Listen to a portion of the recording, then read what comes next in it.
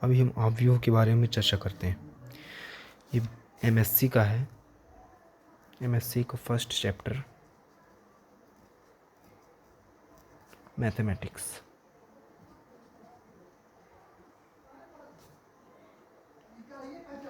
ये मैथमेटिक्स है।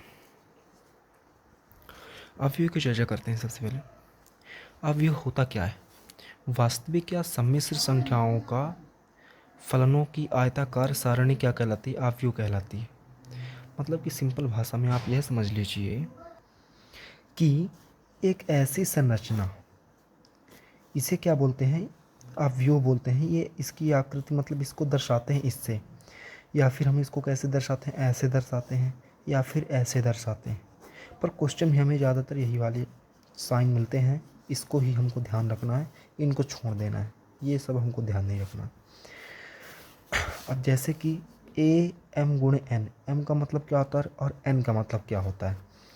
एम बराबर होता है पंक्ति और एन बराबर होता है स्तंभ। पंक्ति का मतलब क्या होता है? पंक्ति का मतलब होता है जैसे कि मान लीजिए कोई भी, जैसे कि हमने अवयव लिया, इसे क्या अवयव इसे बोला जाता है, ठीक है ना।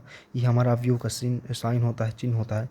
अब हम एक मेन बेस लेकर चलते हैं, मान लीजिए ए से लेकर जेड तक कोई भी कुछ भी चीज़ मान सकते हैं हम।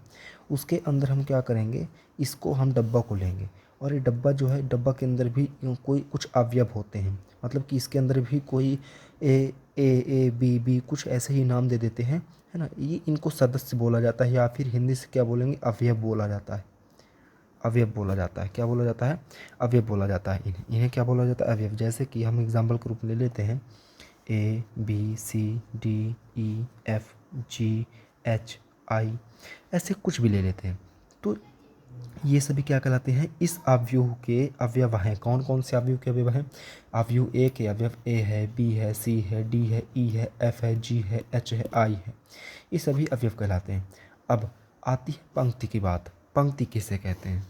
तो पंक्ति क्या होता है कि ये जो पहला, ये जो होता है पहला पहला भाग होता है, पहले भाग के सभी जो सदस्य होते हैं ये पंक्ति के अंतर्गत, जिसे कि ये पंक्ति कहलाती है। कैसे कहलाती है? ये पहली पंक्ति हो गई, ये हमारी दूसरी पंक्ति हो गई ये वाली, और ये हमारी तीसरी पंक्ति हो गई। मतलब कि ऐसा ऐसा भाग, जैसे कि पहला भाग, दूसरा भाग, तीसरा भाग, चौथा भाग, पांचवा भाग, छठवां भाग। तो ऐसा भाग क्या कहलाएगा? इसे पंक्ति बोलेंगे। पहली पंक्ति, दूसरी पंक्ति, तीसरी पंक्ति। तो पंक्ति को हम किससे दर्शाते हैं? एम से दर्शाते हैं, ठीक। अब आता है स्तंभ की बारी आती है। तो स्तंभ क्या होता है? ये जो खड़ा खड़े होते हैं ना स्तंभ, जैसे कि आप लोगों ने घरों में स्तंभ देखा होगा ना, ऐसे स्तंभ खड़े खड़े होते हैं, दीवार वगैरह। तो इसको ही ऐसे ही समझ सकते हैं कि स्तंभ क्या होता है हमारा, जो खड़े वगैरह होते हैं, तो ये अवयव होते हैं ना, तो इनको क्या बोला जाता है? स्तंभ बोला जाता है। तो ये हमारे क्या हो जाएंगे? स्तंभ हो जाएंगे, ठीक। तो पंक्ति और स्तंभ समझ में आ गया ना। तो ये हमारा स्तंभ हो गया। स्तंभ को किससे दर्शाते हैं? एन से दर्शाते हैं, ठीक। अब चलते हैं कि अवयव ए गुणे एम, ए अवयव जो है ए एम गुणे एन, ये हमने क्यों लिखा एम गुणे एन? एम गुणे एन का मतलब होता है पंक्ति गुणे स्तंभ, पंक्ति गुणे स्तंभ, पंक्ति गुणे स्तंभ। और हमने कुछ अवयव ले लिए इसके, जैसे कि हमने क्या ले लिया? ए वन वन ले लिया, ए वन टू ले लिया। ये डैश डैश डैश डैश करते करते ए वन एन तक, एन का मतलब क्या हो जाएगा यहाँ से? ये तो हमारी पहली पंक्ति चल रही है। पहली पंक्ति का मतलब हो जाएगा पहला वाला जो हमने लिखा ना, जैसे कि ए वन, ये है वन लिखा हमने, ठीक है ना। तो ये हमारा क्या जाएगा? पंक्ति हो जाएगी। और यहाँ पर भी वन लिखा, ये पहली पंक्ति का है। इधर ये है, हम लेकर चलते तो ये वन हो गया हमारी पहली पंक्ति का। और ये दूसरा वाला क्या दर्शाता है? ये इसकी नंबरिंग को दर्शाता है। जैसे कि एक हो गया, ये पहली वाली पंक्ति का पहला सदस्य, ये पहली वाली पंक्ति का दूसरा सदस्य, ऐसे ही पहली वाली पंक्ति का तीसरा सदस्य होगा। फिर ऐसे ही डैश डैश करते करते करते करते जब हमको नहीं पता कि हम कहाँ तक ले जा सकते हैं, तो हम यहाँ पर एन तक ले सकते हैं अपने मन से, है ना। तो ए वन एन तक, मतलब कि एन कुछ भी हो सकता है, कहीं भी कुछ भी मान ले सकते हैं, ठीक है। अब इसी तरह हमारी दूसरी पंक्ति का पहला सदस्य, दूसरी पंक्ति का दूसरा सदस्य, इसी तरह दूसरी पंक्ति का तीसरा सदस्य होगा।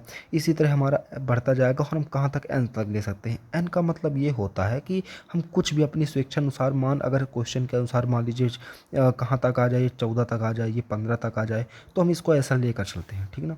अब इस प्रकार हम तीसरा वाला देख लेते हैं ए एम। ये हमारा इसका मतलब ये है कि हम यहाँ से ऊपर से लेकर नीचे तक जब चलते हैं तो ये हमारा ये पहला वाला देखिए ये स्तंभ कहलाता है, हमने बताया ना ये पूरा स्तंभ कहलाता है। तो ये पहला स्तंभ हो गया, ये स्तंभ को भी दर्शाता है पहला वाला भाग, पहला स्तंभ, ये दूसरा स्तंभ। अच्छा ये समझिए जैसे कि हमने क्या बताया कि ये पहला वाला भाग ये क्या कराता है, पंक्तियों को दर्शाता है। तो सेम इसी प्रकार इसका उल्टा क्या होता है, जो विपरीत में इसके साथ में जो रखा हुआ होता है इसे क्या बोलते हैं, स्तंभ बोला जाता है। जैसे कि देखो ये दूसरा वाला जो है, ये दूसरा वाला यहाँ पर भी एक है, यहाँ पर भी एक है, यहाँ पर भी एक है, तो ये सभी क्या कहलाएंगे, स्तंभ कहलाएंगे। मतलब दूसरा वाला जो होता है किसको दर्शाता है, ये स्तंभ को दर्शाता है। तो ये A11, A12, A21 sorry AM1।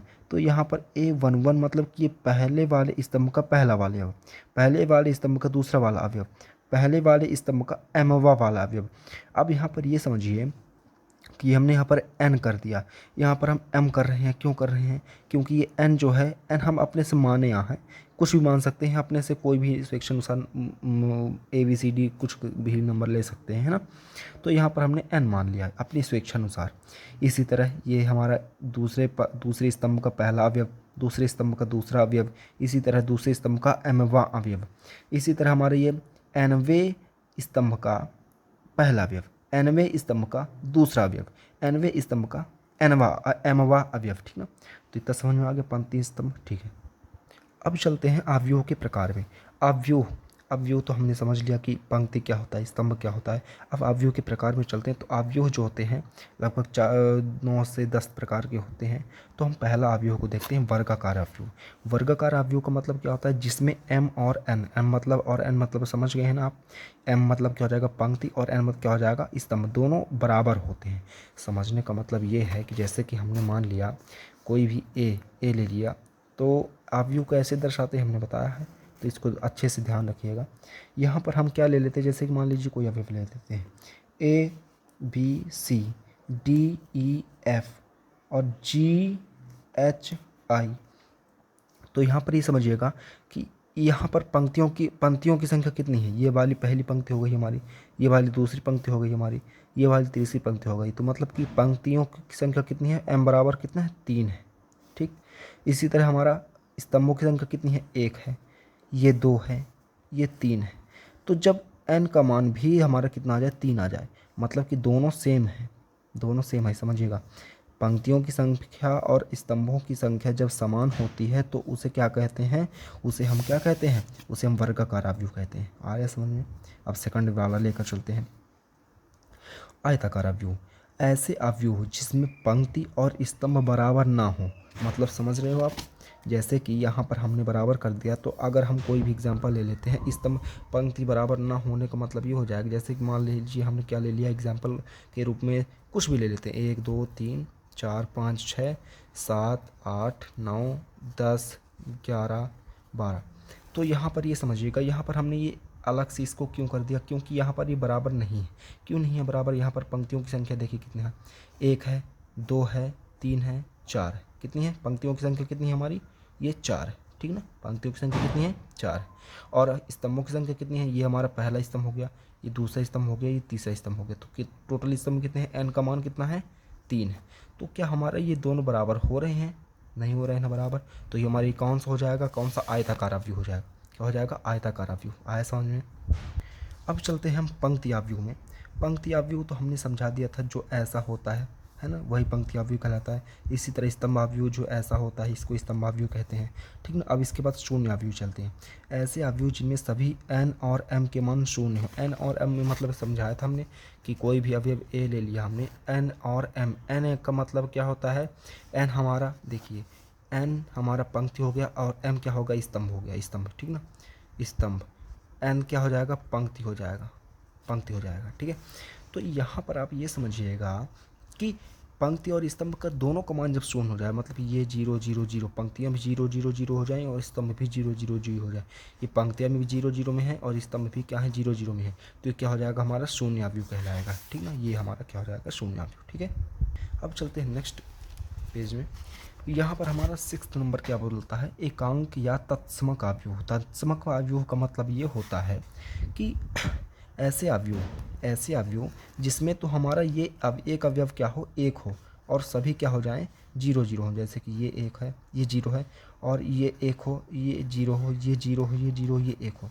तो यहाँ पर ये तिर्यक, इसको क्या बोला जाता है, तिर्यक। इसको क्या बोलते हैं हम, तिर्यक, तिर्यक बोलते हैं। तो ये तिर्यक ये सभी एक एक में हो, तो इसीलिए इसको क्या बोलेंगे, एकांक अवयव बोलते हैं। अब इसके बाद हम विकर्ण अवयव में चर्चा करते हैं। विकर्ण अवयव एक ऐसा अवयव है जिसमें विकर्ण केवल शून्य ना हो और उसके अलावा सभी अवयव क्या हो जाएं, शून्य हो जाएं, उसे क्या कहते हैं, विकर्ण अवयव। विकर्ण मतलब हमने समझा ये तिर्यक हो, या फिर इधर की ओर हो, या फिर क्या हो जाए, इधर की ओर हो, है ना। तो ये क्या कहलाएगा, विकर्ण अवयव कहलाएगा। विकर्ण अवयव में अवयव शून्य नहीं होंगे और सभी अवयव क्या होंगे, शून्य होंगे, ठीक ना, ये ध्यान रखिएगा। इसी तरह अब हम देख लेते हैं 8वां नंबर, आदिश। आदिश अवयव, आदिश अवयव ऐसे अवयव जिसमें विकर्ण अवयव क्या होते हैं, समान होते हैं। जैसे कि हम इसको एकांक अवयव कह सकते हैं, लेकिन यहाँ पर अदिश अवयव में हम यहाँ पर 5 5 5, 6 6 6, 7 7 7 कुछ भी कर सकते हैं। यहाँ पर ये एकांक अवयव का मतलब जिसमें एक एक हो केवल, उसके अलावा एक के अलावा 5 6 6 6 6 6 7 7 7 ऐसा ना हो, है ना। और अदिश अवयव में क्या होता है, इसमें हम कोई भी नंबर ले सकते हैं, तो ये अदिश अवयव हो जाएगा, ठीक है। अब इसके बाद देख लेते हैं ऊपरी ऊपरी त्रिभुजीय। ऊपरी त्रिभुजीय का मतलब होता है कि ये त्रिभुज की आकृति बन रही है यहाँ पर हमारी। यहाँ पर देखिए ये और ये और ये, यहाँ पर समझिएगा। जैसे कि मान लीजिए कोई भी हम त्रिभुज बनाते हैं ऐसा करके, ये हमारा हो गया त्रिभुज, ठीक ना, ऐसा। तो इसी की आकृति जैसे ये हमारा कोई एक अवयव ले लिया हमने। जैसे कि हमने कोई अवयव ले लिया 5 6 7 और 8, जीरो है, फिर 9 10, 9 एक ले लिया, फिर 0 0 यहाँ पर 7 ले लिया। तो यहाँ पर हमारी ये एक त्रिभुज जैसी आकृति बन रही है ये, तो इसको क्या बोला जाएगा, ऊपरी त्रिभुज अवयव बोला जाएगा, ठीक ना। इसी तरह हमारा निम्न त्रिभुजीय अवयव या फिर निचला त्रिभुजीय अवयव कैसे कहलाएगा, अगले वाले टॉपिक में दिया गया है। तो यहाँ पर 0 0 0 हो जाएगा, और नहीं, यहाँ पर 0 नहीं मान सकते, यहाँ पर कुछ और मान लेते हैं। जैसे कि हमने 9 मान लिया, और यहाँ पर क्या हो जाएगा, यहाँ पर हम क्या ले सकते हैं, 0 ले सकते हैं, यहाँ पर ये वाला 0। और ये क्या हो जाएगा, यहाँ पर 1 ले लेते हैं, यहाँ पर 5 ले लेते हैं, यहाँ पर 6 4 7 ले सकते हैं। तो यहाँ पर भी हमारा एक त्रिभुज बन रहा है, ये हमारा एक त्रिभुज बन रहा है ना, तो इसे निम्न त्रिभुज अवयव या फिर निचला त्रिभुजीय अवयव बोलेंगे, ठीक है। ये देखिए ऊपरी त्रिभुजीय अवयव हो गया, ये ऐसे ऊपर वाला त्रिभुज बन रहा है, और ये निम्न त्रिभुजीय अवयव जिसे हम निम्न त्रिभुज यानी नीचे वाला जो त्रिभुज बन रहा है, ठीक है। आगे चलते हैं। अवयवों का योग, अवयवों का योग सबसे इजी होता है, कोई जो बहुत टफ नहीं होता। जैसे कि हमने मान लिया कोई अवयव ए है, 1 2 3 4 5 6 इसके कोई अवयव हैं, ठीक है ना। और कोई दूसरा अन्य अवयव मान लिया हमने, जैसे कि मान लीजिए हमने बी मान लिया, बी के कोई भी अवयव है, जैसे कि मान लीजिए 5 6 7 और 8 9 और 0 है। तो अगर हम इनको ऐड करना होगा, ऐड यानी कि योग करना होगा, तो क्या करेंगे, a plus B is equal 5, 1 plus 5 कहाँ से आए, ये पहले वाले अवयव का ये पहला वाला अवयव ये आ गया, और दूसरे वाले अवयव का ये पहला वाला अवयव ये आ गया। इन दोनों को जोड़ना है, आपस में जोड़ देना, पहले पहले को जोड़ देते हैं, इसी तरह दूसरे को इस दूसरे से जोड़ेंगे 6 से, 2 को 6 में, 2 को 6 में जोड़ दिया, 3 को 7 में, 3 को 7 में प्लस कर दिया, 4 को 8 में, 4 को 8 में जोड़ दिया, 5 को 9 में जोड़ेंगे, 5 को 9 में जोड़ दिया, 6 को 0 में, 6 को 0 में, ठीक है। इसी तरह तो हमारा क्या आ जाएगा, 1 में 5 ऐड करेंगे 6 आ जाएगा, 2 में 6 ऐड करेंगे 8 आ जाएगा। इसी तरह ऐसा करते करते ही हमारा पूरा ऐड हो जाएगा, तो ये हमारा पूरा हो जाएगा ऐड, यही हमारा आंसर हो जाएगा। आता है दो अवयवों का योग बहुत ही ईजी होता है। ऐसे ही अगर क्वेश्चन आ जाएगा तो इसको आप सॉल्व कर सकते हैं। नेक्स्ट पेज पर चलते हैं। ये है हमारा योग में। अब देखिए योग में दो नियम पालन होते हैं। कौन कौन से, एक क्रम विनिमय नियम और एक साहचर्य नियम। क्रम विनिमय नियम क्या कहलाता है, जैसे कि मान लीजिए कोई a प्लस बी है तो b प्लस ए हो सकता है।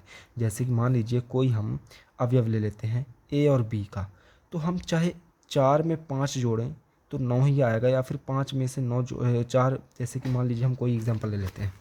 फॉर एग्जाम्पल ले लिया हमने 4 से 5, ये ए है 4 है हमारा, बी हमारा 5, ठीक। ए 4 है, बी 5, इनको हम जोड़ेंगे तो 9 ही आएगा, आएगा ना। अब इसी तरह अगर मान लीजिए बी ए ले लिया, मतलब बी 5 और 4 ए हो गया, इन दोनों को भी जोड़ोगे तो 9 ही आएगा। तो चाहे क्रम हम चाहे उल्टा कर दें चाहे कुछ भी कर दें, आएगा हमारा वही आंसर। ठीक है, यानी कि ये क्रम विनिमय नियम का पालन करता है। ठीक, अवयव जो होते हैं क्रम विनिमय नियम का पालन करते हैं। इसी तरह अगर हम साहचर्य नियम देखें, साहचर्य नियम में क्या होता है, a प्लस कोष्टक में b प्लस सी, मतलब कि इन दोनों को जोड़ने पर जो आएगा तो उसका जो है हम a से ऐड करेंगे।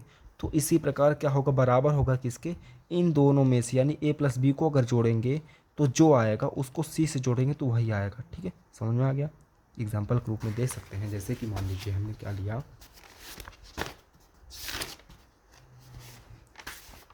जैसे हमने ले लिया a बराबर 1, b बराबर 2, c बराबर 3। तो a प्लस साहचर्य नियम ऐसा हमारा कहता है 2 प्लस 3, तो कितना हो जाएगा, इनको जोड़ने पर a का मान कितना हमारा, a का मान हमारा 1 है, तो यहाँ पर जोड़ेंगे कितना आ जाएगा, 2 में 3 जोड़ेंगे 5 आ जाएगा 5। तो 1 प्लस ये 5 कोष्टक में 5, 1 में से 5 जोड़ेंगे तो कितना आ जाएगा, 6 आ जाएगा। अब सेम इसी प्रकार हम क्या कर देंगे, 1 प्लस 2, ये ये वाला था हमारा यहाँ पर, ये समझिएगा, ये ए प्लस बी कोष्टक कर दिया, प्लस सी हमारा कितना, हमारा 3 है, तो कितना हो जाएगा, 1 में 2 जोड़ेंगे तो कितना आ जाएगा, 3 आ जाएगा, और ये प्लस हमारा 3 है ही, इन दोनों को जोड़ेंगे तो 6 आ जाएगा। तो क्या सेम आ रहा है, तो समझ में आ गया ना। अब हम चलते हैं अवयवों का गुणनफल। अवयवों का गुणनफल भी बहुत इजी होता है, जैसे कि हमने योग सीखा है उसी तरह यही भी होता है।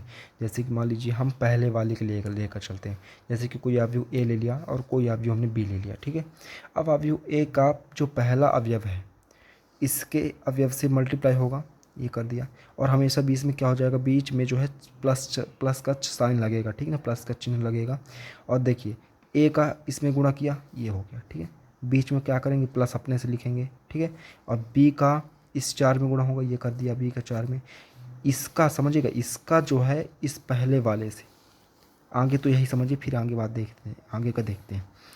इसका पहले का इसमें ये कर दिया प्लस है, बी का 4 में 4 कर दिया प्लस है, सी का 7 में कर दिया, इतना समझ में आ गया। इसी तरह आगे भी होता है, आगे वाला हम बताते हैं बाद में, अभी इतना समझ लीजिए।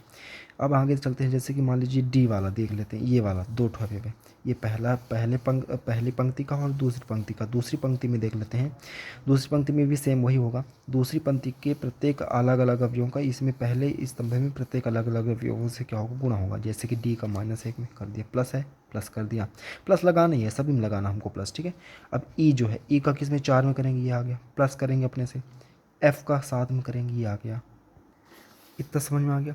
अब ये जो है पहले के लिए है, इसी तरह हम ये पहले के लिए था, ये हमारे पहले के लिए था, इसी तरह हम दूसरा वाले के लिए करें, कैसे करेंगे, ए का ये पहली पंक्ति का इस दूसरे के लिए, ये जो दूसरा हमारा 2 -5 और 8 है, तो इसको करने के लिए ए का 2 में करेंगे, बी प्लस करेंगे, फिर बी का ये 5 में करेंगे, -5 में जो करेंगे मल्टीप्लाई, सी का 8 में करेंगे। ये देखिए, ये कर दिया, ये बीच में प्लस का चिन्ह जरूर देखिएगा, ये इसको लगाएंगे ही चाहे कुछ भी हो जाए, है ना। इसका हमने किया, इसका हमने मल्टीप्लाई किया, देखिए ए का 2 मतलब कि ए का इस वाले 2 से किया हमने, ये कर दिया मल्टीप्लाई, प्लस का लगाएंगे अपना, बी का किस में करेंगे, माइनस का 5 में, ये कर दिया, प्लस का लगाएंगे चिन्ह, सी का किस में करेंगे, 8 में करेंगे, ये 8 में कर दिया, ये 8 में कर दिया।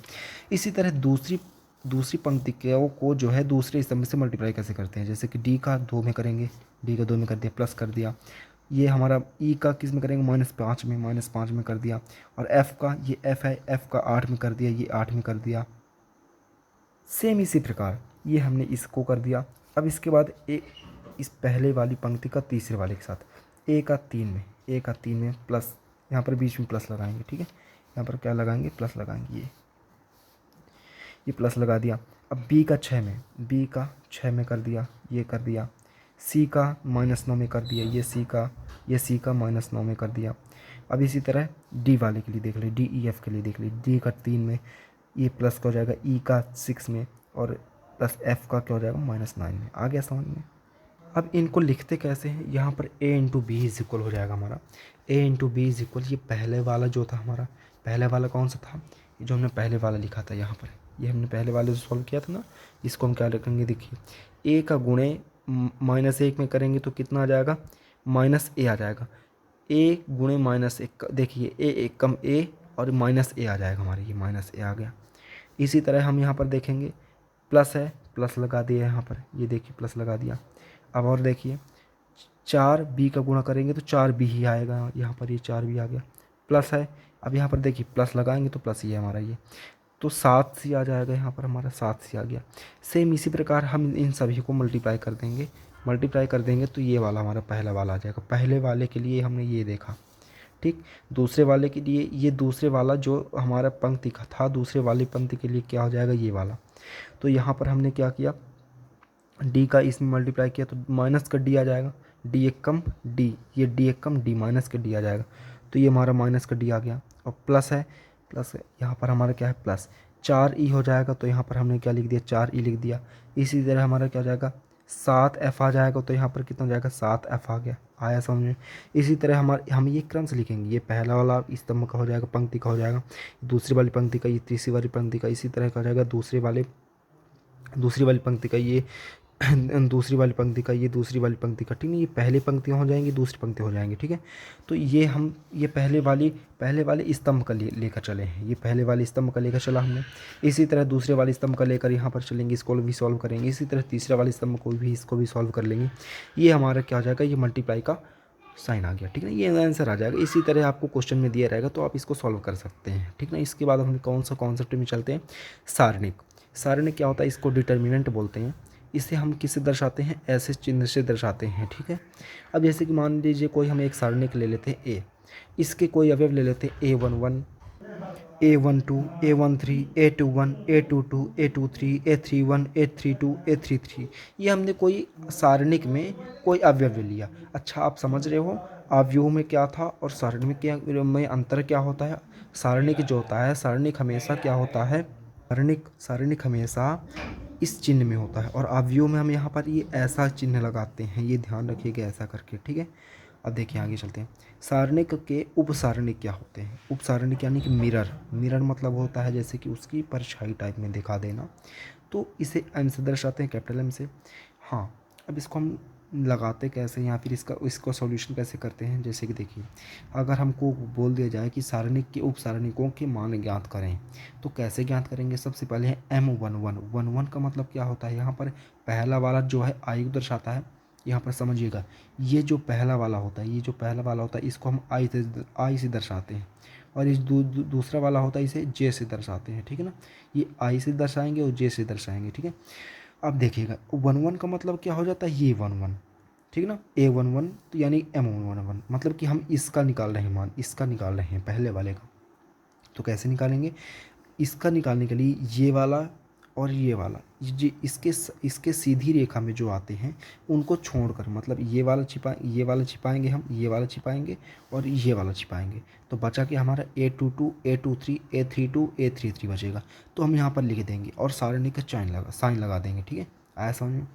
अब इसी तरह M12 निकालेंगे। M12 मतलब क्या हो जाएगा, M12 मतलब ये वाला 12 वाला, तो ये जिसमें आता है उसको हटा ही देना है आपको। जैसे कि ये वाला हमने हटा देना, इसको हमको नहीं देखना। इसी तरह ये ऊपर वाला हटा देंगे, तो क्या बचेगा हमारा, बचेगा क्या A21, A22, A223 है ना, A31, A33 बचेगा। तो इसी तरह हमने इसको लिख दिया, तो आपसे बन जाएगा नहीं। जैसे कि हमने ये वाला निकाला, कौन सा M13 निकाला, तो ये 13 है तो इसको हटा देंगे और ये इसको हटा देंगे, ठीक ना। इसमें मतलब कि इसके उसमें जो भी आए, ये वाला है, दोनों को हटा देंगे। क्या बचेगा A21, A22, A31, A32, ये हमने लिख दिया, आया समझ में। इसी तरह जैसे कि हम M21 का मतलब समझ रहे हो, जैसे कि ये 21, तो इसमें जो है ये वाला हटाएंगे, और M21 इसमें भी आता है, ये वाला हटाएंगे, तो क्या बचा A12, A13 और A32, A33 बचा, तो ये हमने लिख दिया यहाँ पर, आया समझ में। अब इसी तरह अगर हम इसमें M21 को देख लेते हैं, M21 मतलब क्या हो जाएगा, ये देखिए 22 है, सॉरी ये 22 है, तो M22 ये वाला है, तो यहाँ पर ये इसको छिपाएंगे, ये वाला छिपाएंगे और ये वाला छिपाएंगे, तो बचेगा क्या A11, A13, A31, A33, ये हमने लिख दिया। इसी तरह M23 को क्या करेंगे, ये 23 ये वाला छिपाएंगे और क्या छिपाएंगे, ये वाला छिपाएंगे, क्या बचेगा A11, A12, A31, A32, इसी तरह ये वाला हो जाएगा। और इसी तरह हम इसको भी निकाल सकते हैं, M31, M32, M33, ठीक है। अब नेक्स्ट पेज पर चलते हैं। अब देखिए, जैसे कि हमारा सारणिक के सहखंडज कैसे निकालते हैं, यानी कि कोटैक्टोरिड्स। अब जैसे कि देखिए, जैसे इसे हम C से दर्शाते हैं, है ना, यहाँ पर हम कैसे निकाल सकते हैं इसको, a बराबर हमारा है a11 a12 a13, ये हमने मान लिया कोई अब ठीक है। इसका सूत्र हमेशा ध्यान रखिएगा, ये बहुत इंपॉर्टेंट है आपके लिए, ये वेरी इंपॉर्टेंट है। यहाँ पर देखिए, यहाँ पर आपको सारणिक में सहखंडज और उपसारणिक ही सहखंडज होता है। सहखंडज में केवल यही डिफरेंट होता है, ये जो सहखंडज है ना, इसमें केवल साइन का यानी चिन्ह का डिफरेंट होता है। कैसे, अब आपको यही समझ आते हैं। जैसे कि देखिए, इसका सूत्र क्या तो होता है, अच्छे समझिएगा, Cij इज इक्वल माइनस 1 की घातें i प्लस जे, और ये कैपिटल M हमने बताया था क्या होता है, उपसारणिक होता है, और i और j, इसको समझिएगा। यहाँ पर ये सूत्र है हमारा। जैसे कि अगर हम U11 को निकालेंगे, पहला वाले अवयव को निकालेंगे इसको, तो कैसे निकालेंगे, C11 बराबर हो जाएगा माइनस 1 की घातें 1 प्लस 1, ये 1 प्लस 1 मतलब i प्लस जे। यहाँ पर हमने i j कर दिया, i j का मतलब कि i वाला पहला वाला हमारा और दूसरा वाला, ठीक है। ये स्तंभ को दर्शाएगा, नहीं ये पंक्ति को दर्शाएगा और ये स्तंभ को दर्शाएगा। तो ये हमारा पंक्ति हो गया, ये स्तंभ हो गया। तो यहाँ पर हमारा क्या हो जाएगा, जैसे कि हमने एक एक रखा, तो यहाँ पर भी आई की जगह एक रखेंगे, यहाँ पर भी जे की जगह एक रखेंगे। इसी तरह एम आई की जगह एक रखेंगे, जे की जगह एक रखेंगे, तो ये हमारा ये आ जाएगा। और यह हमारा क्या हो जाएगा, माइनस 1 की घाती, ये कितना हो जाएगा, 1 1 2 हो जाएगा, ठीक है। और M11, तो M11 का मान तो हम ये निकाल सकते हैं, ये वाला करके यहाँ से हमने जो अभी पहले निकाला था, ठीक है, इसको निकाल सकते हैं। तो यहाँ पर ये माइनस 1 के कारण यहाँ पर साइन का डिफरेंट होता है। क्यों होता है, क्योंकि देखिए, जैसे कि माइनस 1 का होल स्क्वायर, अब हम ये तो जानते हैं एक सूत्र होता है माइनस ए का, या फिर माइनस कुछ भी हो, है ना, माइनस का ए या फिर कोई भी संख्या अंदर हो, अगर उसका स्क्वायर हो यानी घात क्या हो, सम हो, तो हमेशा वह चिन्ह क्या होता है, प्लस में होता है, यानी कि प्लस ए स्क्वायर होगा, ठीक है। यदि माइनस ए की होल घाते क्या हो, विषम हो, क्या हो, विषम हो, यानी कि जैसे कि मान लीजिए -3 हो गया, या फिर मान लीजिए कितना हो जाएगा, 3 हो गया, 5 हो गया, 7 हो गया, तो क्या हो जाएगा, वह हमेशा माइनस में ही होगा, तो -a³ रहेगा, ठीक है। तो यही समझ लीजिएगा। जैसे कि मान लीजिए हमने ये ले लिया, ठीक है। अब यहाँ पर जैसे कि हमारा क्या है, ये 2 है, तो घात सम है, तो यानी कि प्लस में आएगा, ये हमारा प्लस में आएगा। अब इसी तरह जैसे कि हमने 1 + 2 कर दिया, तो ये 3 आ जाएगा, ये 1 + 2 कितना हो जाएगा, 3 आ जाएगा ना। यहाँ पर -a की घाते 1 + 2 3 हो जाएगा, यहाँ पर -a की घाते 3 आ जाएगा। तो हमने बताया ना, -a की घाते कुछ भी हो, अंदर अगर क्या हो, माइनस लगा हो और कोई भी नंबर हो हमारा, उसकी घात अगर विषम हो तो हमेशा क्या होगा, माइनस में होगा, ये ध्यान रखिएगा आप। तो यहाँ पर हम माइनस लगा देंगे बस, और कुछ नहीं करेंगे, ठीक है। और ये M12 का मान जो हमारा आएगा तो वहाँ पर लिख देंगे, ठीक है ना। इसी तरह हम ये सभी निकाल सकते हैं, सेम वही है, कोई डिफरेंट नहीं है, ठीक है। अब आगे चलते हैं, सारणिकों के इम्पोर्टेंट गुण। सारणिक होते क्या हैं, सारणिक हमने बता दिया था। सारणिकों के गुण 2-4 ठो इंपॉर्टेंट होते हैं जो कि हम लिख सकते हैं। जैसे कि देखिए, सारणिक, यदि m और n, समझिएगा, m को n व n को m में बदलें तो क्या होगा, समझिएगा। जैसे कि सारणिक जो है, सारणिक में यदि m मतलब होता है पंक्ति और n होता है स्तंभ, मतलब पंक्ति को स्तंभ में और स्तंभ को पंक्ति में बदलें तो सारणी में कोई भी परिवर्तन नहीं होता है, ठीक ना।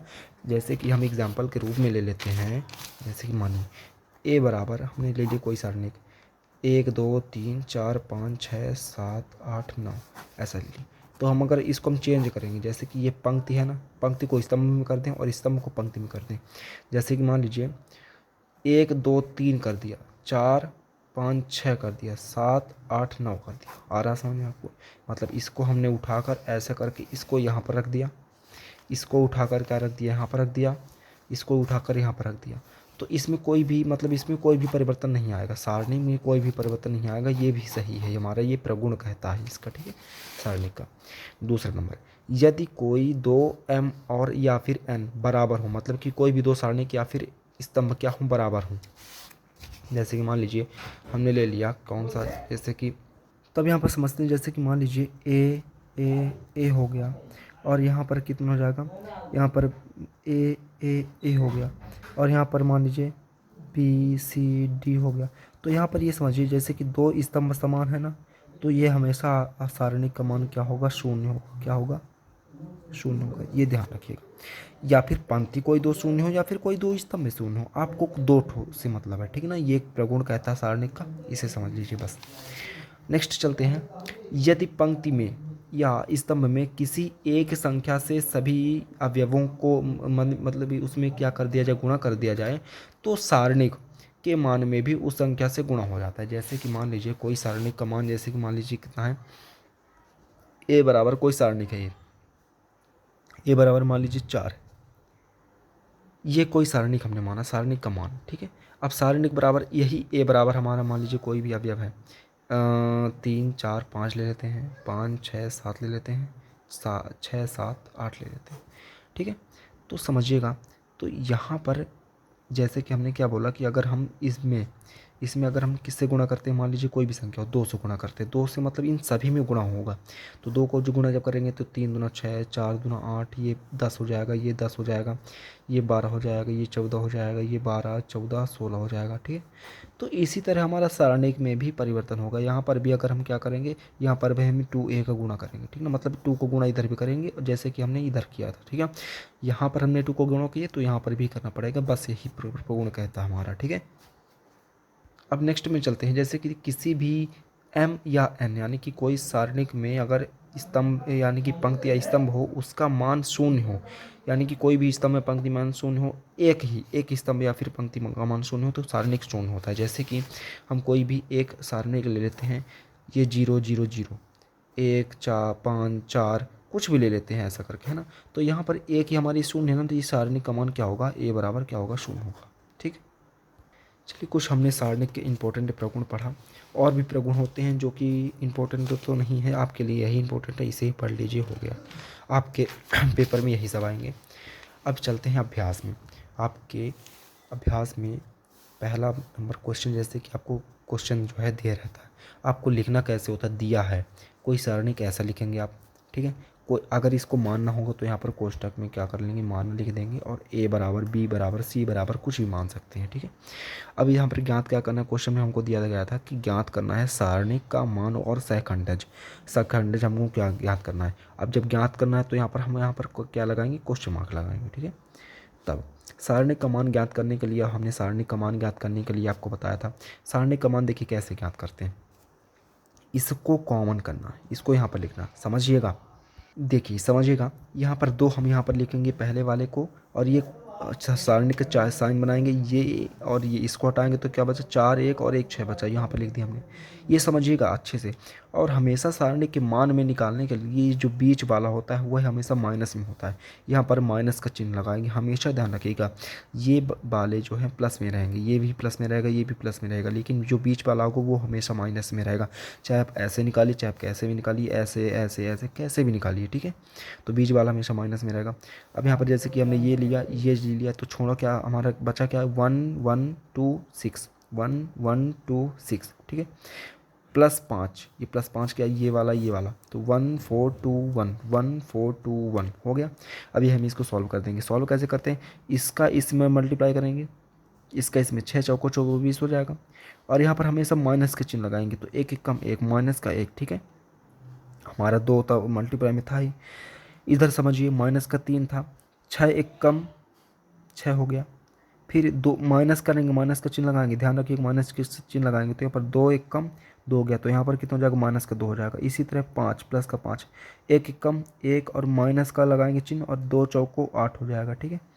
अब यहाँ पर चलेंगे तो 24 में से 1 घटाएंगे तो 23 आ जाएगा, तो 23 दूना 46 हो गया, ये तरह समझिएगा। यहाँ पर -3 है, तो 6 में से 2 घट गया तो 4 आ गया, 3 चौको कितना होता है, 12 होता है। इसी तरह +5 यहाँ पर लिखा ही है, 1 में से 8 माइनस करेंगे तो माइनस का 7 आए, क्योंकि बड़ी संख्या हमारी माइनस में है, ठीक है। तो 7 पना 35।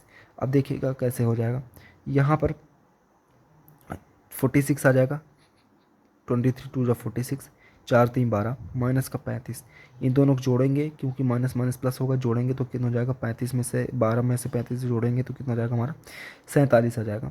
अब देखिए हमेशा ध्यान रखिएगा कि माइनस माइनस ये कुछ बेसिक बातें हैं जो कि आप लोगों को पता ही होना चाहिए। माइनस माइनस क्या होता है, क्या होता है, प्लस होता है, प्लस प्लस क्या होता है, प्लस होता है, मतलब कि अगर हम जोड़ेंगे गुणा करेंगे तो मतलब दोनों चिन्हों के बीच में गुणा हो, माइनस गुणे क्या हो, प्लस हो तो क्या होता है, माइनस होता है, और प्लस गुणे क्या होगा, माइनस होगा तो क्या होगा, माइनस होगा। इसको आप ध्यान में रखिएगा। अब जैसे कि हमारे ये 46 में से 47 घटाएंगे तो कितना हो जाएगा, -1 आ जाएगा। ठीक है, तो यही हमारा क्या हो जाएगा, सारणिक का मान हो जाएगा। ठीक है, अब क्वेश्चन में क्या बोला गया था, सारणिक का मान तथा सहखंडज ज्ञात कीजिए। सहखंडज कैसे ज्ञात करना है, सहखंडज ज्ञात करने के लिए हमने बताया था आपको। तो देखिए सारणी के सहखंडज के लिए, सारणी के सहखंडज क्या कहता है हमारा, तो हम जानते हैं C11 वही वाला सूत्र लगेगा, -a की घाते 1 + n और क्या जाएगा M11। ये हमने इसको चिन्ह बनाने के लिए बताया था कि चिन्ह चिन्ह मतलब कि क्या होता है, उप सारणिक और सहखंडज में केवल चिन्ह का फर्क होता है, इसमें चिन्ह लगेगा और उसमें चिन्ह नहीं लगता। ये तो हम लगाएंगे ही M11, ये हमारा हो गया। ठीक है, तो ये हो गया, ये -1 की होल का स्क्वायर। अब हमने बताया था कि कोई भी हो घात हो अंदर में माइनस में हो तो उसकी घात अगर क्या हो सम हो तो क्या होगा, हमेशा प्लस में होगा, तो +1 ही होगा। ठीक है, अब यहाँ पर हम इसको सॉल्व कर देंगे, 6 को 24 और बीच में हमेशा माइनस का चिन्ह लगेगा, एक एक कम एक, तो 24 में से 1 घटा के देंगे तो क्या आ जाएगा, 23 आ जाएगा। सेम इसी प्रकार हमारा क्या आ जाएगा, C12 -1 की घात 1 + 2 और ये कितना हो जाएगा, 12 का मान निकालेंगे, वही सारणिक M12 हो जाएगा। ठीक है ना, हम कैसे निकालेंगे, 12 यहाँ से निकालेंगे, M12 मतलब कि 12 ये वाला हो जाएगा M12, इसको हटाएंगे तो 11 और 26 हो जाएगा। तो हमारे यहाँ पर देखिए 1126 आ गया। इसी तरह यहाँ पर हमारा कितना हो जाएगा, ये क्यूब हो जाएगा। अब क्यूब क्या है, विषम घाती होती है, विषम घात है तो विषम घात में मतलब क्या हो जाएगा, माइनस में आ जाएगा। समझिएगा, जब ये माइनस में आ जाएगा, -1 ये -1 आ गया, अब गुणा 6 में से 2 घट गया तो कितना हो जाएगा, 4 आ जाएगा। तो 4 एक कम तो 4 रहेगा, लेकिन क्या चार साइन है हमारी माइनस में, तो माइनस का जाएगा। आ गया समझ में।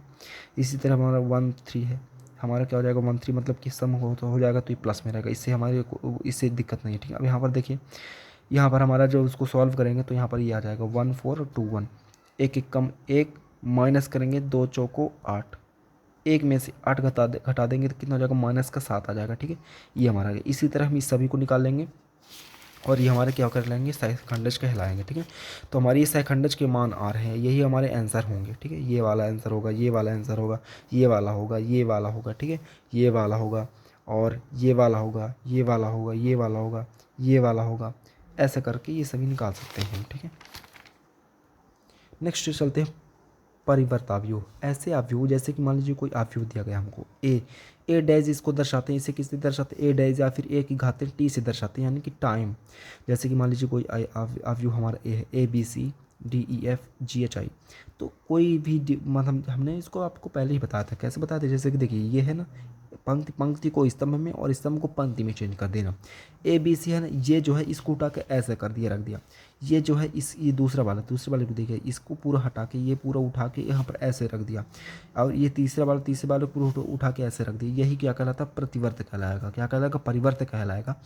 ए डैश से इसको दर्शाते हैं, ए डैश या फिर ए की खाते टी, आप अपने सुविधा अनुसार दर्शा सकते हैं, पर वह ज़्यादा से ज़्यादा कैसे दर्शाता है, ए डैश से दर्शाता है। ठीक है, नेक्स्ट में चलते हैं सहखंडज अवयव। अभी हमने क्या पढ़ा, सहखंडज सारणी के बारे में पढ़ा।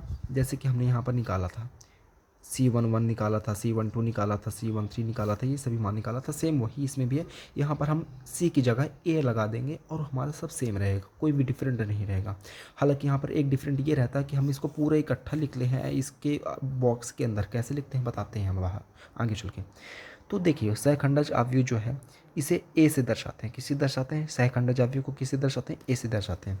अब सहखंडज अवयव में जैसे कि हम देख लेते हैं, इसमें अवयव के जैसे लिखते हैं, जैसे कि अवयव के जैसे ही लिखते हैं, जैसे कि ये हमारा हो गया। ठीक है, यहाँ पर हमारा डिफरेंट क्या होता है, A11 A12 A13, मतलब कि जो हमारा पहला स्तंभ मतलब नहीं, पंक्ति था, पंक्ति को स्तंभ में लिखेगा, है ना, पहली पंक्ति को स्तंभ में, दूसरी पंक्ति को दूसरी स्तंभ में, तीसरी पंक्ति को तीसरे स्तंभ में। ठीक है, समझ में आया ना, तो हम जब निकालेंगे तो ऐसा इसको रखेंगे। ठीक है, आया समझ में। नेक्स्ट चलते हैं व्युत्क्रमणीय अवयव। व्युत्क्रमणीय अवयव मतलब कि mod of A. Mod of A कैसे निकालते हैं, मॉड ऑफ ए जैसे कि मान लीजिए हम आपको निकालना सिखा देते हैं। जैसे कि मॉड ऑफ ए, कोई भी ए का मान अवयव है हमारा दिया गया, 1 2 1 5 6 7, और कोई भी ले लेते हैं, जैसे कि मान लीजिए 1 4 1। तो हम मॉड ऑफ ए निकालना हो तो क्या करेंगे, ये एक ले लेंगे, इसको लेंगे, ये एक इसमें ये वाला लेंगे पहला वाला, तो ये एक, ये वाला हटाएंगे, ये वाला हटाएंगे, क्योंकि ये वाला जो है इसके मतलब कि इसके सीधी रेखा में जो आए उसको हटा देंगे। तो हमारा क्या बचा, 6 7 4 है और एक बचा, 6 7 4 और एक बचा, तो ये कितना हो जाएगा, एक, और ये 6 कम 6 माइनस लगाएंगे साइन का, और कितना हो जाएगा, 7 4 28 आ जाएगा। ठीक है, तो यहाँ पर एक गुणा कितना हो जाएगा, ये -22 आ जाएगा। अब एक गुणा इसमें करेंगे -22 आ जाएगा, ठीक है। तो ये तो हमारा पहले वाले के लिए, ठीक है ना, समझिएगा, हमारे पहले वाले के लिए। अब हम क्या करेंगे, प्लस क्या करेंगे, प्लस यहाँ पर ये 2 का करेंगे, समझ गए, जैसे कि हमारा ये पहला वाला आ गया। और प्लस क्या करेंगे मॉड ऑफ ए निकालने के लिए, ये वाला, ये 2 है, ये 2 करेंगे। हाँ, ये ध्यान रखिएगा, बीच वाला क्या होता है हमेशा माइनस में, तो कहते हैं यहाँ पर क्या करेंगे माइनस में करेंगे। और ये 5 और 1, 5 1 7 और 1 हो जाएगा, ठीक है। तो और हमारा क्या हो जाएगा प्लस 1, ये वाला 1, इसको हटाएंगे तो 5 6 1 4, 5 6 1 4 हो जाएगा, ठीक है। तो यहाँ पर तो हमारे कितना आ जाएगा, -22 आ गया। अब इसको भी सॉल्व करते हैं, -2 और ये 5 कम 5 -7 हो जाएगा, और ये +1 और ये कितना हो जाएगा, 5 चौको 20 हो जाएगा, -6 हो जाएगा, ठीक है। समझिएगा, ये -22 है, और ये कितना हो जाएगा, -2, और ये कितना हो जाएगा, ये -2 आ जाएगा, ठीक है। प्लस का 20 में से 6 घटा देंगे तो 14 आ जाएगा, ठीक है। अब यहाँ पर -22 है, -22 और माइनस माइनस, देखिए माइनस माइनस क्या होगा, प्लस हमने साइन बताया था आपको, तो माइनस माइनस प्लस हो जाएगा। तो समझिएगा, यहाँ पर समझिएगा, ये तो आपका कितना था, ये -22 था, -22 और माइनस, देखिए माइनस माइनस क्या हो जाएगा हमारा, ये प्लस में हो जाएगा। और कितना हो जाएगा, 2 2 कितना हो जाएगा, 4 हो जाएगा, 2 दूना 4, और प्लस में हमारा कितना था, 14 था, ठीक है। तो ये -22 प्लस का 14 4 कितना हो जाएगा, 14 4 हो जाएगा, ये 18। तो हमारे ये कितना हो जाएगा, -22 और प्लस का 18 कितना हो जाएगा, -4 आ जाएगा। तो ये हमारा मॉड ऑफ ए का मान कितना आ जाएगा, -4 आ जाएगा। आया समझ में। तो यही हमारा यहाँ पर दिया गया था, मतलब मॉड ऑफ ए का मान, अगर जैसे कि हमने निकाला मॉड ऑफ ए का मान कितना आया था हमारा, -4 आया है ना। यहाँ पर हमने जो निकाला मॉड ऑफ ए का मान -4 आया, मॉड ऑफ ए का मान, तो ये क्या 0 के बराबर है, नहीं है ना। तो जब 0 के बराबर ना हो, जब 0 के बराबर ना हो तो उसे क्या बोलेंगे, अव्युत्क्रमणीय अवयव बोलेंगे। और जब 0 के बराबर हो तो उसे क्या बोलेंगे, व्युत्क्रमणीय अवयव बोलेंगे। आया समझ में। जब 0 के बराबर ना हो तो उसे अव्युत्क्रमणीय अवयव बोलेंगे, जब 0 के बराबर हो तो उसे व्युत्क्रमणीय अवयव बोलेंगे, ठीक है। आगे चलते हैं। व्युत्क्रमणीय अवयव, जैसे कि मान लीजिए, ये देखिए व्युत्क्रमणीय अवयव यानी कि उल्टा अवयव।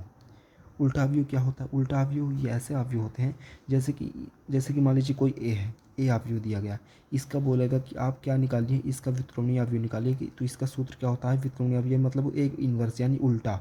तो ए और बटे अपॉन कितना जाएगा, अपॉन कितना जाएगा, mod of A. Mod of A निकालना हमने बता दिया था अभी आपको। ए कैसे निकाला जाता है, ए ही आपका बहुत इंपॉर्टेंट है और बहुत ईजी भी है। अभी हमने आपको बताया ये क्या होता है, ये सहखंडज होता है।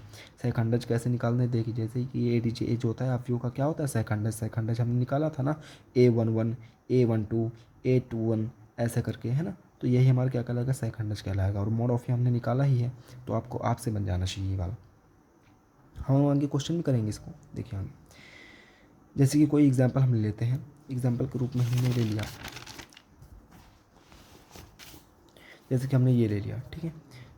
क्वेश्चन हमारा अभ्यास में चलते हैं। हमने जो कॉन्सेप्ट बताया उसको हम एग्जाम्पल में लेकर चलेंगे, जो हमारा अभ्यास है उसी में हमारे आ जाएंगे, हम उन सभी को कर लेंगे तो आपको समझ में आ जाएगा। तो पहला ही क्वेश्चन हमको दिया गया है, जैसे कि ए है, एक अब ये अवयव दिए गए हैं, इसका प्रतिवर्त अवयव निकालने को बोला है।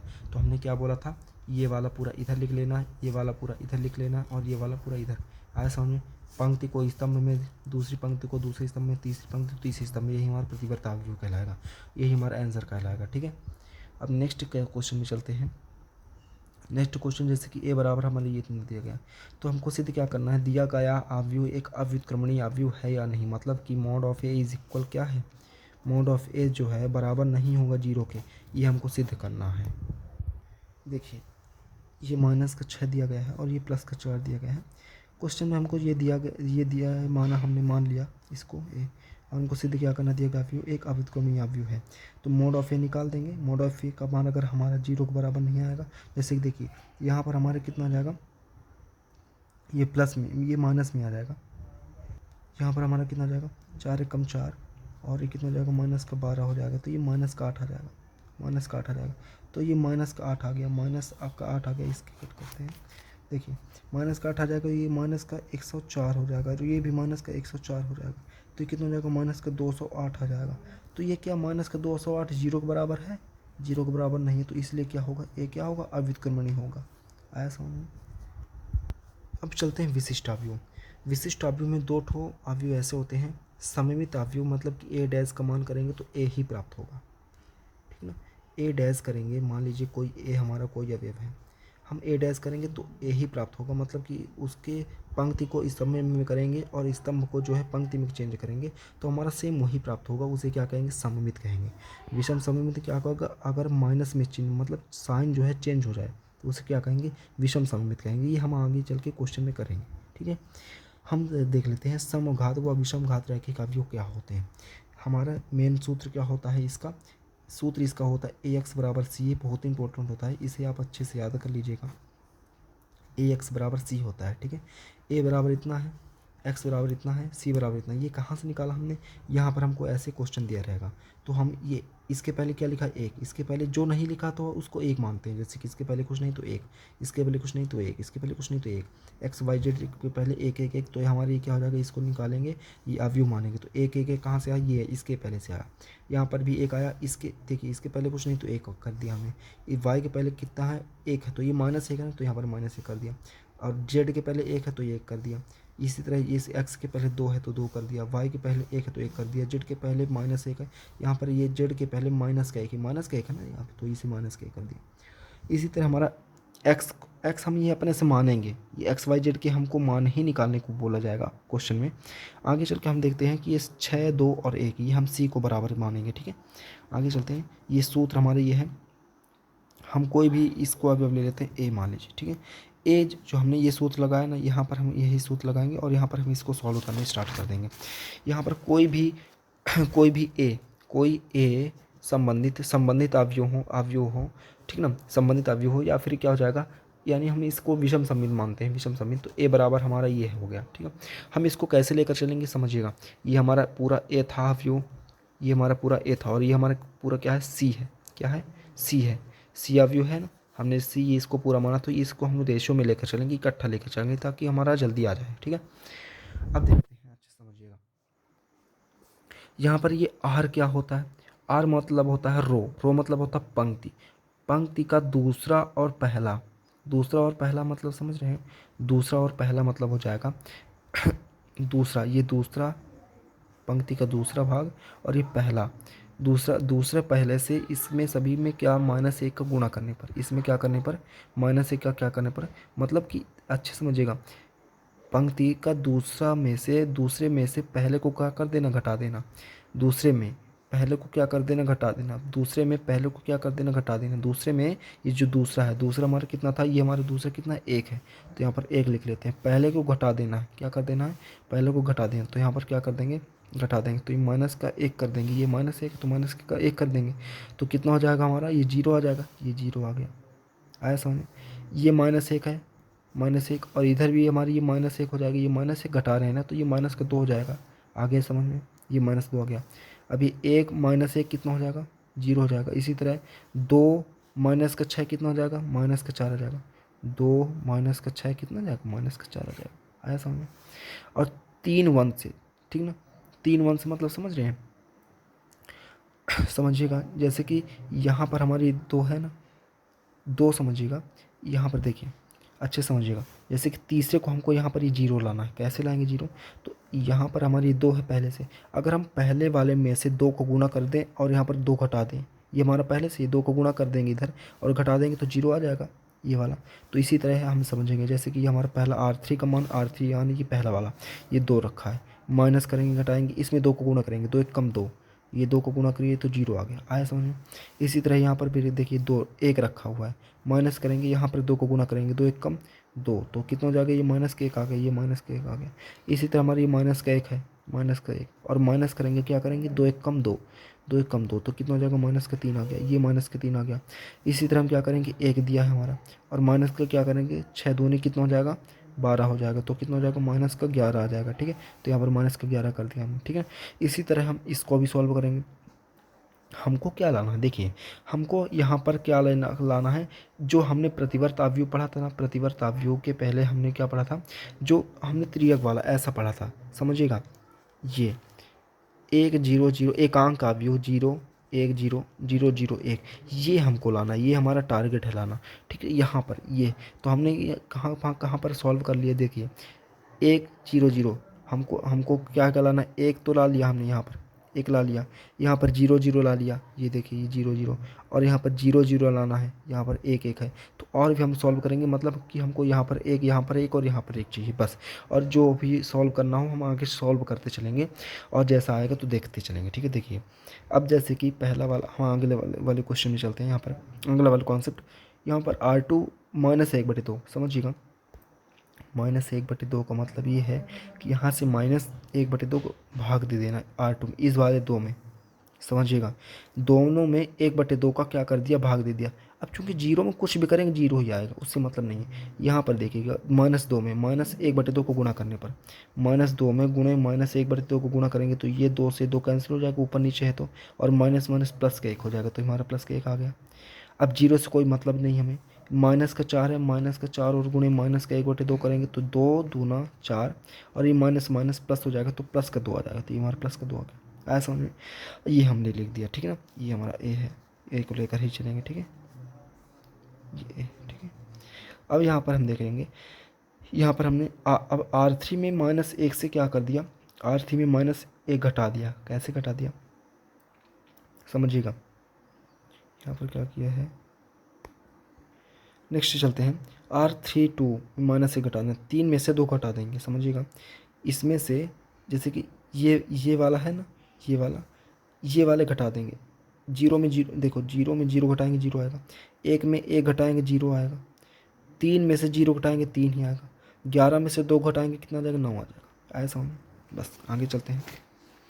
R3 में 1/3 से गुणा करने पर, इसमें हम जीरो, देखिए यहाँ पर जीरो में 1/3 गुणा करेंगे जीरो ही आएगा, इसमें भी जीरो ही आएगा। 1/3 यहाँ पर करेंगे तो कितना हो जाएगा, 3 गुणे 1/3, 3 गुणे 1/3 करेंगे कितना आ जाएगा, 1 आ जाएगा। तो यहाँ पर हमारा 1 आ गया, ये तीसरे वाले में। यहाँ पर हमारा कितना है, 9 है, तो गुणे 1/3 करेंगे तो कितना हो जाएगा, 3 त्रिकाई 9 हो जाएगा, 3 आ गया। तो यहाँ पर हमने 3 लिख दिया, ठीक है। अब देखिएगा आगे चलते हैं।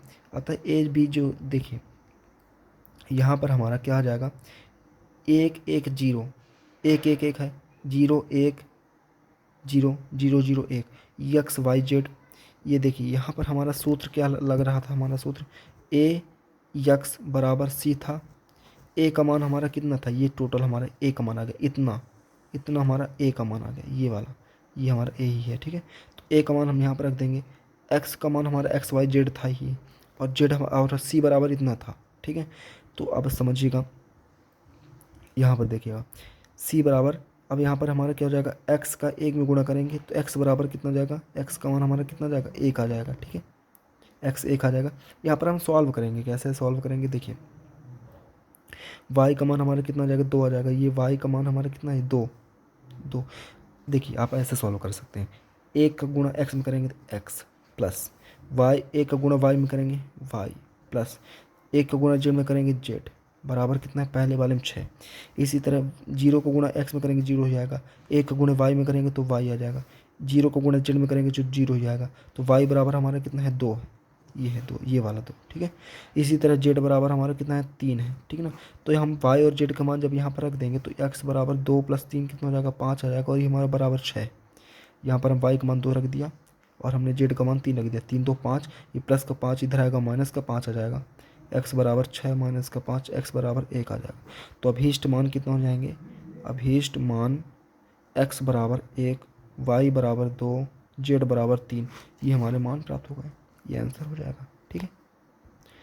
So thanks. आपको अगर वीडियो पसंद आई हो तो वीडियो को लाइक करें, चैनल को सब्सक्राइब करें, और अगर आप लोगों को और अच्छा लगा होगा तो हम और भी ऐसे ही कॉन्सेप्ट लेकर आएंगे मैथ में, जो कि आपसे बनने लगेंगे, ठीक है ना। Thanks for watching my video. Good.